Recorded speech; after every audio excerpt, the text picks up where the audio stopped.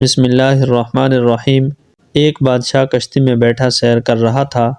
کچھ درباری اور غلام بھی اس کے ساتھ تھے۔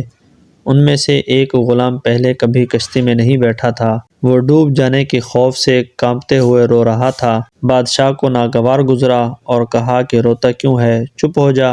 اجمی غلام کی خوف سے یہ حالت تھی کہ اس نے بادشاہ کے حکم پر توجہ نہ دی۔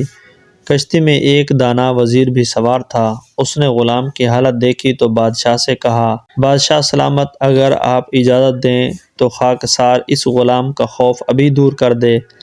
بادشاہ نے اجازت دے دی۔ وزیر نے دوسرے غلاموں کو حکم دیا کہ اس غلام کو اٹھا کر دریا میں پھینک دیں۔ غلاموں نے رونے والے غلام کو اٹھا کر دریا میں پھینک دیا۔ جب وہ 2-4 غوطے کھا چکا تو وزیر نے غلاموں سے کہا کہ اب اسے دریا سے نکال کر کشتی میں سوار کرو۔ چنانچہ غلاموں نے اسے واپس کشتی میں کھینچ لیا۔ اب وہ غلام جو ڈوب جانے کے خوف سے آنسو بہا رہا تھا، بالکل خاموش اور پرسکون ہو کر ایک طرف بیٹھ گیا۔ بادشاہ کو اس بات پر بڑی حیرانی ہوئی اور اس نے وزیر سے اس کی وجہ دریافت کی۔ وزیر نے جواب دیا، بادشاہ سلامت، اس نے دریا میں کبھی غوطہ نہیں لگایا تھا۔